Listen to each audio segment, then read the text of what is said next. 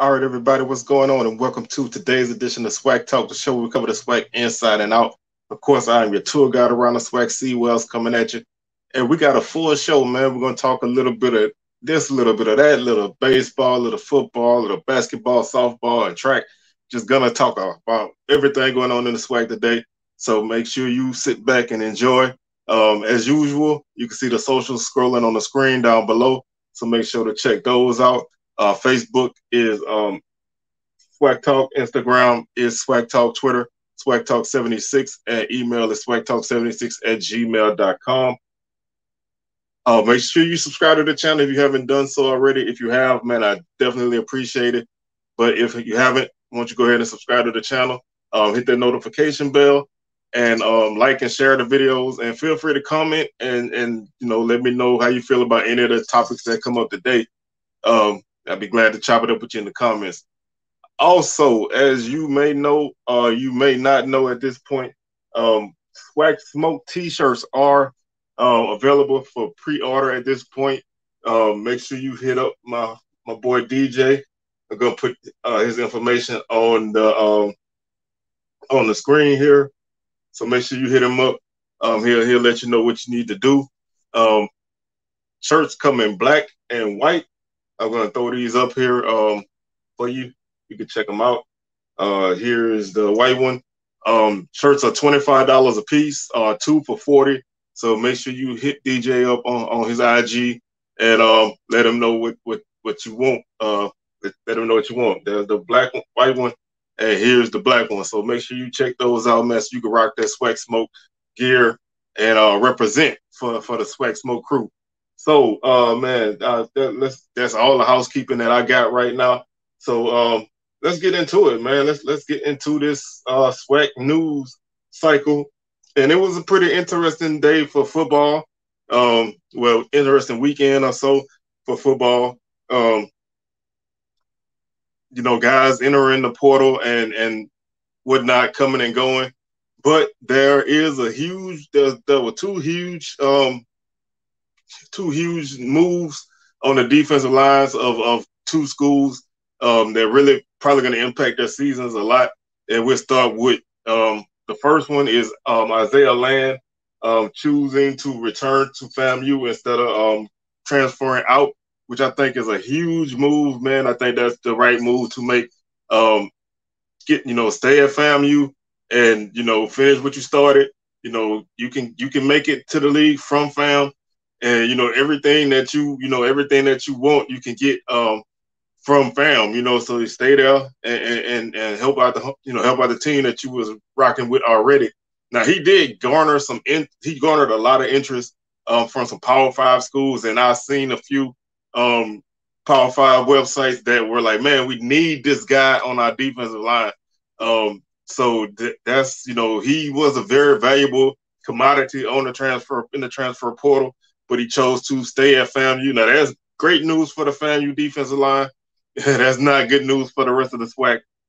That's a guy that's going to cause some trouble. He was the Buck Buchanan Award winner for the fall 2021 season. So that's huge. So he'll be able to return to FAMU and do his thing. So look at he returns. Last year he had 32 solo tackles, 11 assisted tackles, giving him 43 total, 25.5 tackles for loss, for a loss of 147 yards, and 19 sacks on the season for a loss of 121 yards. So he was a disruptive force, and obviously a guy like that, when you win the Buck Buchanan Award, he's the second guy in a row from the SWAC to win it, and only the second ever to win it. That's a huge move, and getting this guy back is like getting a huge recruit commitment. This only helps your team. It keeps your defense the way it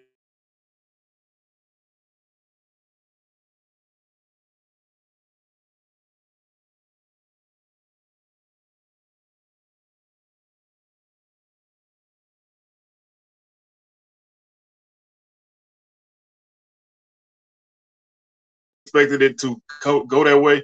I didn't know if he would return to FAM or if he would leave. But I guess talking to family, friends, coaches, everything, I think he felt like this was the right move to make. So Isaiah Land returns back to FAMU, and that's definitely a good look for the Rattlers. The next transfer news we have is a big transfer in the conference from one division rival to the next. Jason Dumas, defensive tackle from Prairie View, transfers to Southern. Obviously, a lot of people felt like this move was bound to happen. When Coach Dooley left Prairie View, I think a lot of people kind of figured, thought that, guys would follow him from Prairie View. Right now, at this point, they only had one guy actually leave, and that was a freshman wide receiver, Reggie King. So, but this is a big move for Southern. Southern had a hole in their center of their defense with losing Davin Cotton to a knee injury at defensive tackle. This is a big move for Southern. You're getting a guy who is an all SWAC guy. He's been, he's played in almost every game of each season that he's been at Prairie View. He's a guy that put up numbers in every game, every year that he's played. Freshman year of 2018, he had 18 solo tackles, 11 assisted tackles, good for 29 total tackles, 6.5 tackles for a loss of 25 yards, 2.5 sacks for a loss of 17 yards. He had a forced fumble and a fumble recovery in his freshman year. Senior year, he's played all 11 games, 23 total, 23 solo tackles, 30 assisted tackles, giving him 53 tackles on the season. He had 12 tackles for a loss of 63 yards. He had 5.5 sacks that year for a loss of 38 yards. Then in the spring season, they only played 3 games. Spring of 2021 season, they only played 3 games, but he had 9 solo tackles, 7 assisted tackles, 16 tackles on the season, 7.5 tackles for loss, and 3.5 sacks on his in that shortened season. So put up good numbers, good solid numbers every year. Last season, big year for him. He played in 12. He started 12 games. He had 21 solo tackles, 17 assisted tackles, giving him 38 total. He had 17.5 tackles for a loss of 87 yards, 8.5 sacks on the season, which led the team by 4 sacks. He had 14 quarterback hurries, and he forced 3 fumbles on the season. So he put in work. He was a guy that really, got down and dirty. He can rush the passer. He can make stops when you need him. And he's a guy that's definitely going to shore up the Southern defensive line because Southern definitely had a hole in their line. That the Miller Southern defense has been, something that a lot of people have been fussing about. And this is a big move. He's at Southern for his last season, so he has one year of eligibility. So he's gonna, go out in his home state. He went to St. James High School, which is, not that far from Baton Rouge. So, this is, a guy who is gonna really help this team. So it also makes that Southern Prairie View game even more interesting because now you have a couple Prairie View players and a lot of coaches on the staff. So those guys come in to Prairie View for that game. I think it's going to make for an interesting affair. And we'll see how that turns out. I think that should be very, very interesting. And I'm eager and excited for it. If you know me, then I was really excited for this news. This was a big addition for Southern, and there's no other way to put it. Most people have been really high on this move, so I feel the same way. So let's move on to the round ball. We're gonna talk a little basketball really, really quick. This just came out a couple of days ago. The NBA Elite Basketball Camp is a camp that the NBA puts on. They invite guys to Chicago, and they are able to work out, play actual 5-on-5 games, and do drills for all NBA teams and the G League teams. So this is a big This is a big camp that they put on. 44 guys are invited. 2 SWAC guys are going to be there. MJ Randolph from FAMU and Bryson Grisham from Texas Southern. So that's 2 guys who have a great opportunity to work out in front of NBA scouts and G League scouts, and see where their game stands, and possibly give them an avenue to the NBA. So there's been a few guys who have played in this camp that are actually on NBA rosters right now. So this is a great opportunity for both of these young men. Also, Kyle Foster from Howard is another guy who made this list. He is so that gives the HBCU 3 guys in this camp, but 2 SWAC guys. So that's definitely a good look for the league, and that's something that you really should be excited about. You really just really glad to see that happen like that. So I salute these guys, and just really gonna try to keep up with that. I think it's May 16th and May 17th, so that's right around the corner, and we'll see what happens. So let's continue our journey.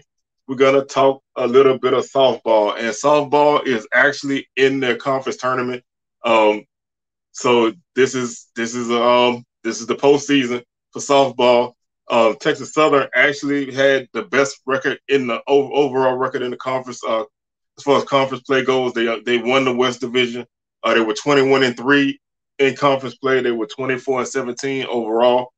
Prairie View was second in the West at 16-8 and 16-27 overall. Grambling was 11-13, 24-22 overall. Southern was 11-13, 14-32 overall.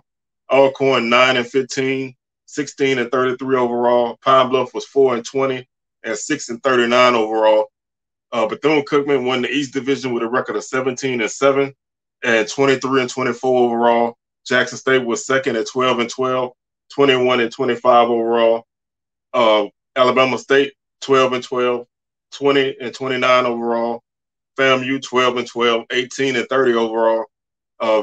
Alabama A&M 10-14, they were 16-24 overall, and Valley was 9-15 and 11-26 overall. So basically, as you can see, Texas Southern Texas Southern softball team really put on a great regular season. They really took care of business throughout the season, which gives them the first seed for the tournament on the west side. And like I said, Bethune-Cookman gets the first seed on the east side. And the matchups are as follows. I'm recording this on Tuesday, so the games are going on right now. I know Grambling lost to Alabama State by a score of 10-2, and Prairie View beat FAMU, but I can't remember that score. But so the games that are taking place on Tuesday are East number 2 Alabama State against West number 3 Grambling. That game was a 9 a.m. game. West number 2 Prairie View versus East number 3 FAMU. That was a 12 p.m. game. West number 1 Texas Southern versus East number 4 Jackson State. That game is actually taking place now. That's a 3 p.m. game. And game number 4 is East number 1 Bethune-Cookman versus West number 4 Southern. That's a 6 p.m. game. The losers bracket starts off Wednesday, May 11th. The loser of game 1 faces the loser of game 3 in an elimination game. Game 6, the loser of game 2 versus loser of game 4. That's an elimination game. Game 7 is the winner of game 1 versus the winner of game 2. The first game 5 is 9 a.m. Game 6 is 12 p.m. Game 7, winner of game 1 versus winner of game 2 is at 3 p.m. I mean, excuse me, that should be the winner of game 1 versus the winner of game 3. That is at 3 p.m.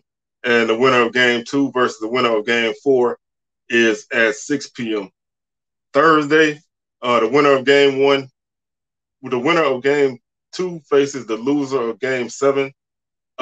Game 10, winner of game 6 versus loser of game 8. Game 11, the winner of game 7 takes on the winner of game 8. The winner of Game 9 takes on the winner of Game 10. And then Friday is Game 13, the winner of Game 12 versus the loser of Game 11. That's the elimination game. And Game 14 is the winner of Game 11 versus the winner of Game 13. And then Game 15, let's see. And then if necessary, there will be another game on Saturday if need be. Otherwise, the game will be the championship will be decided in Game 14 because Game 13 is an elimination game. So if somebody goes through the tournament undefeated in Game 14, they will play, and if they lose, then they would have to play again on Saturday. But otherwise, if a team goes undefeated till Friday and they win on Friday, then they will be SWAC champs. So that's, the tournament is on and going, so we'll see how it shapes up. We'll recap it on Sunday, and this is exciting time. The tournament is being held in Gulfport, Mississippi, so great atmosphere for that. Quick look at the postseason honors for the season. Alabama State's Kendall DeRamus was named the Player of the Year. Bethune-Cookman's Hannah Ortega was the Pitcher of the Year and Freshman of the Year. Prairie View's Viviana Figueroa was the Newcomer of the Year and the Hitter of the Year. And Bethune-Cookman's Laura Watton was named the Coach of the Year after leading Bethune-Cookman to the East Division Championship in their first season in the SWAC. So those were the individual awards for softball. And like I said, we'll keep our eyes on the tournament. And now let's talk a little bit of baseball, as the baseball season is coming to a close. It's not quite at the end yet, but it's getting there. This is pretty exciting time. I think there's like 2 series left in baseball, so we're shaping up for the SWAC tournament, which will be coming later in the month. And this should be this is an exciting time because there's a lot of good baseball left. There's some tight races in the East. FAMU leads the division right now at 18-6. They're 25-23 overall. Alabama State is 16-7, 25-21 overall. Bethune-Cookman 15-9, 21-26 overall. Jackson State 10-14, 23-24 overall. Alabama A&M is 8-16, 11-31 overall. Valley 4-17, 10-23-1 overall. In the West, Prairie View leads 18. Prairie View leads at 18-6 in conference play, 28-20 overall. Grambling 16-8, 21-26 overall. Texas Southern 15-9, 24-20 overall, and Southern 15-9, 18-27 overall. Pine Bluff is 5-18, 9-33-1 overall. Alcorn is 2-21 and 2-32 overall. So we pretty much have the teams that would make the tournament. The top 4 teams in each division go to the tournament. So that's pretty much settled. Maybe Alabama A&M has an outside shot if Jackson State falters. So they have an outside shot at getting in, but the West is settled as far as the teams that would make it. Other than that, there's nothing else been decided. There's a 3-game difference between first place and 4th place in the West. There's an 8-game difference between first place and 4th place in the East. Only a 3-game difference between 1st and 3rd place. So there's still a lot of baseball to be played, and there's a lot of movement that will take place in the standings. And this is, like I said, this is a very, very exciting time for the season, and just really excited to see what happens. Like I said, baseball is a tough sport. If you fall behind, it's hard to get back on track. But teams are playing pretty well. Some teams are getting hot at the right time. Some teams are kind of cooling off at the wrong time, but this what makes conference play that exciting, because you just never know what's going to happen. Taking a look at the series for this weekend, Pine Bluff is at Alcorn. Texas Southern is at Grambling. That's a big series right there. In the West Division, Valley is at Alabama State. Alabama A&M is at Bethune-Cookman. Prairie View is at Southern. That's another big series. That can determine who finishes where. Both of the West Division series are huge. The 4 teams that are making the tournament are actually playing each other this weekend, so that makes a lot of things are going to be decided. And FAMU and Jackson State play in Jackson for the final series of the season, which will be which will start next week. Grambling is at Pine Bluff. Alabama State is at Alabama A&M. Bethune-Cookman is at Florida A&M. Jackson is at Valley. Southern is at Alcorn. And Prairie View is at Texas Southern. So this is rivalry weekend to close out the season. So a lot of things still can't be decided.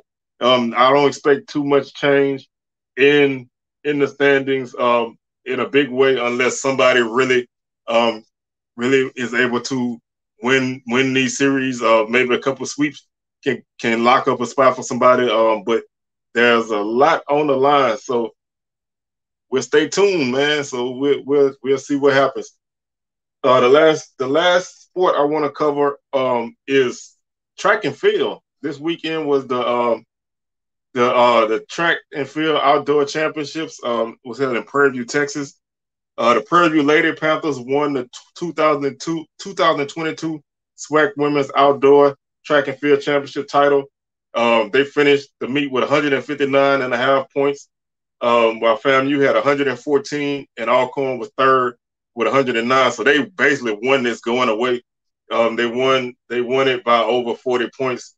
The title gives Prairie View a sweep of track and field for the 2022 season. They also won the indoor track and field title in February. That ended an 11-year streak that Alabama State had, where they won the SWAC in track and field.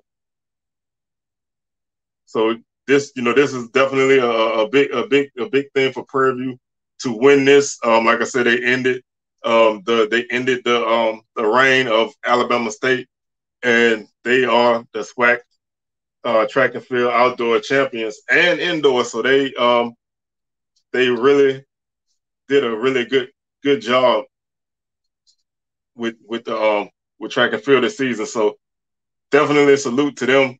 And we'll take a look at the men's side as we look at the men's track and field championships in a minute, as soon as my computer does what it's supposed to do. But like I said, track and field is a sport that the SWAC can be very competitive in, and I love to see our athletes getting out there and representing on the track and winning some championships. And Prairie View's men's team also won the outdoor track and field championship. So Prairie View got the sweep. They got the men's title, the women's title. They won this going by a pretty comfortable margin as well. They finished first with 143 points. Texas Southern finished second with 126 points.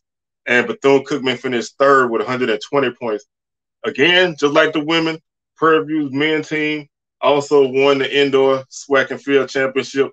So they ran track. Prairie View ran the track this season, and I think that they did a very good job with this program, winning championships indoor and outdoor.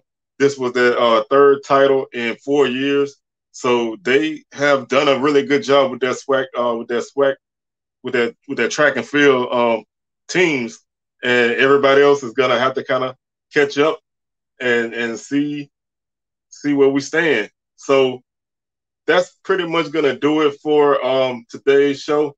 Let's take a quick look since we are covering all shows. I don't think they have it up here yet. I wanted to take a look at the Commissioner's Cup numbers, but we'll get that when I can get to it. I don't see it right now, but this do it for another full. This was a full show, man. Like I said, we covered a lot of sports and had a good time doing it. So, man, I'd like to thank y'all for tuning in. SWAC Smoke is Thursday, 6 p.m. Central, 7 p.m. Eastern, live as usual. Sunday, we'll have another edition of SWAC Talk, and Wednesday, another edition of SWAC Talk coming at you. Don't forget, man, cop them SWAC Smoke tees, man. They out there, like I said before, 2 for $40, 1 for $25. So make sure you cop those. Come in black and white. Make sure you hit up DJ, and he'll get you right. So here's his Instagram on the screen again. So make sure you check that out. It's also in the video description, so you can make sure you check that out. Real quick, here's another look. Here's the white shirt, and here's the black one. So make sure you let him know what size you need, how many, what color, and he'll hook you up. So rock that SWAC Smoke merch, man. Let's get it. So with that being said, man, I'm your tour guide. See where I was gonna stop this bus, man. Y'all can hop on out. I'll catch y'all on Thursday on SWAC Smoke, and I'll holler at y'all on the rebound. Peace.